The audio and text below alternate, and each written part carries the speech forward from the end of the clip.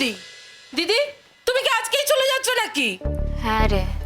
ও মা, কালকে তোমার মেয়ে আসবে না? আজকে তো তার বউ ভাত, আর তুমি আজকেই চলে যাচ্ছ? ইস, তুমি যদি আজ ও বাড়িতে যেতে তাহলে আমিও তোমার সঙ্গে যেতে পারতাম, দেখতাম রেশমি দিদিকে বিয়ের পরে কেমন দেখতে লাগছে। চলে যা তুই, ঠিকানা তো আছে। এমনিতেও তো এদিক থেকে কেউই যাচ্ছে না। ও মা, কেউ যাচ্ছে না আর আমি একা একা চলে যাব নাকি? তাহলে যাস না। তুমি না আজকাল বড্ড রেগে রেগে কথা বলো, বুঝেছো? একটু চুপ করবি? যা গিয়ে কাজগুলো করে নে। চাবি তোর কাছেই দেওয়া থাকবে, রেশমি দিদি এলে তাকে চাবিগুলো দিয়ে দিবি। আর আমাকে ফোনে না পেলে তো সে তোকেই ফোনে করবে নাকি?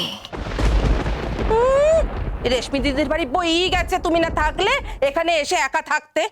তুমি না খুব নিষ্ঠুর, জানো তো? দিদি তোমাকে কত ভালোবাসে আর তুমি একদম তার কথা ভাবো না, আজকেই চলে যাচ্ছ। শেষ হলো তোর কথা? খালি বক বক বক বক। এক কাজ কর, তাহলে তুই থাক, কাজ করে নে, তারপর চাবি দিয়ে চলে যাস। আমার সময় মতো আমি বেরিয়ে যাব।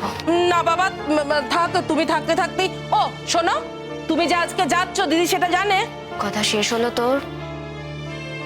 বাবা, একটা প্রশ্ন করেছি উত্তর দিতে পারছো না? আরে ও দিদি, কি হলো গো? আস্তে রে আস্তে, দেখি সারাক্ষণ এমনি আমার মাথাটা ঘুরে, তারপরে এই বক বক বক বক, কান মাথা একেবারে সব ঝালাপালা করে দিস। তোমার তো মাথা ঘোরে কেন গো? তোমাকে যে ডাক্তার দেখাতে বললো তার তো কোনো নামই নেই, তোমার কারোর কথা শোনো না। আচ্ছা তোমার জামাই এলো, তোমরা তো আলাদা করে কথা বলছিলে, তা কি বলছিল গো তোমার জামাই? তোমাকে বুঝি খুব করে নিয়ে যেতে চাইছিল? হ্যাঁ, আর দেখো তারা কাল জোর খুলতে আসবে, আজকেই তুমি চলে যাচ্ছ। তোমাদের এই পাহাড়ের মানুষদের কি কোনো নিয়ম আচার এইসব কি কিছু নেই গো? ঠিকই বলেছিস, নিয়ম আচার কিছুই নেই। কি জানিস তো, পাহাড়ের মানুষদের নিয়ম আচারের সঙ্গে না সমতলের মানুষদের নিয়ম আচারের সত্যিই কোনো মিল নেই। পাহাড়ের লোকদের মনটা আকাশের মতো বড় হয়, এইসব তুই বুঝবি না। আচ্ছা, তোমার যদি রেশমি দিদিকে দেখতে ইচ্ছা করে তখন তুমি কি করবে? তখন নিজের মনকে বোঝাবো মেয়ের নতুন সংসার হয়েছে, আর সবসময় সবাইকে দেখতে চাইলেই তো আর দেখা যায় না রে। আচ্ছা মা বাপু তুমি ঠিক বলেছিস, মা হিসেবে আমি খুবই খারাপ রে। এই শোন, কাজের কথা শোন, এর মধ্যে রেশমির মা আসবে, যত্ন আত্তি করবি কিন্তু। হ্যাঁ, আমার যেমন সবসময় কান ঝালাপালা করিস তেমন করতেই পারিস, কোনো আপত্তি নেই, তবে তার সঙ্গে যত্ন করবি, বুঝলি? কবে আসবে গো? আজকালের মধ্যেই আসবে। ও দিদি, তোমার ট্রেন কখন গো? ট্রেনে তো যাচ্ছি না বাবা, প্লেনে যাচ্ছি। ও বুঝেছি, আমি তোমাদের মতো ভালো করে বলতে পারি না তো, সেই জন্য তুমি আমাকে ভেঙালে। দূর, ভেঙালাম কোথায় রে? তুই ট্রেন বললি তাই আমিও বললাম প্লেনে যাচ্ছি। আচ্ছা, রেশমি দিদি যদি জানতে পারে তুমি একেবারে চলে যাচ্ছ তাহলে তো রেশমি দিদিও চলে যাবে।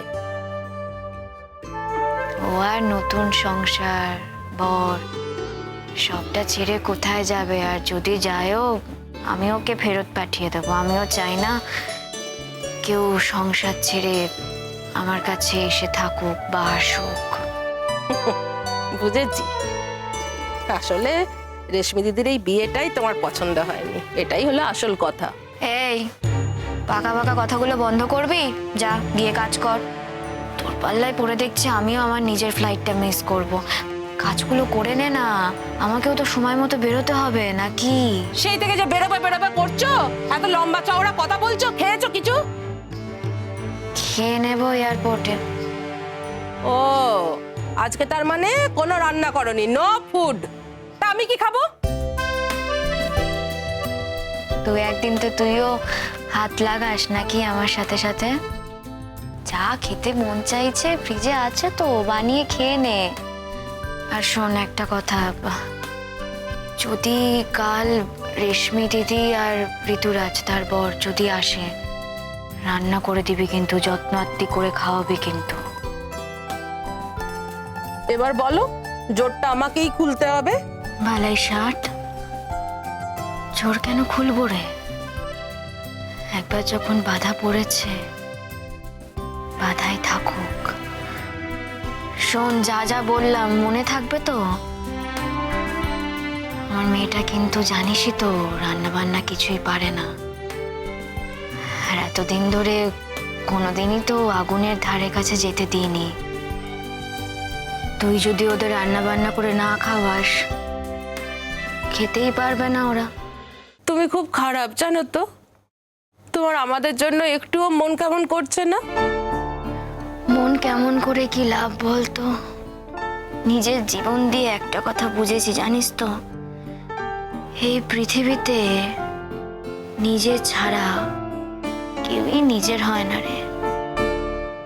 আমরা না খানিকটা পাখির মতো হই, একটা অদৃশ্য ডানা থাকে, সময় মতো উড়ে চলে যায় সবাই। তুমি যাকে যতই ভালোবাসো না কেন, যতই তুমি আগলে রাখো না কেন, চলে তো সে যাবেই।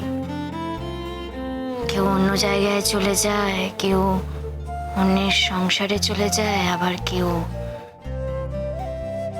না জীবনের ওপারে চলে যায়। এই চলে যাওয়াটা চলতেই থাকে। তুমি যে কি বলো না মাঝে মাঝে, কিছুই বুঝি না। ভাগ্যিস বুঝিস না। যতদিন না বুঝবি এই কথাগুলো, ততদিনই ভালো। অবশ্য আমি না কাউকে দোষ দিই না, জানিস তো। এই দেখ, আমাকে দেখ, আমিও তো পাখিরই মতো। এই যে এত বাধা দিচ্ছিস তোরা সবাই, থাকছি কি? চলেই তো যাচ্ছি, উড়ে যাচ্ছি অন্য কোথাও। এক জায়গায় না বেশি দিন মন টেকে না রে, মন বসতে চায় না।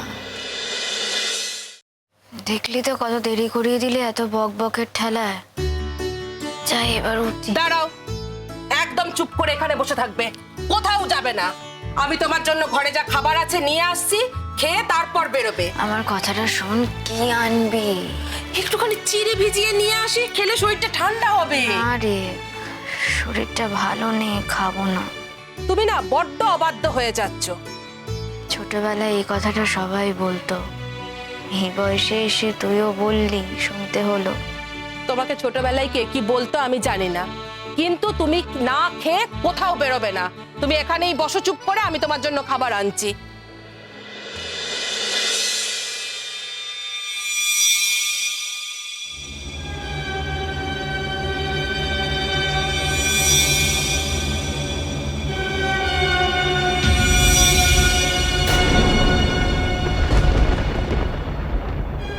দিদি, ও দিদি, ও দিদি, দিদি, ও দিদি, দিদি, চল চল।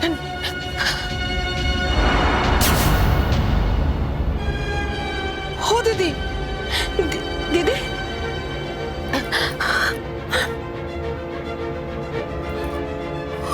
ও দিদি, দিদি, ও দিদি, দিদি, কি করে এখন? রেশমি দিদিকে ফোন করি একটা।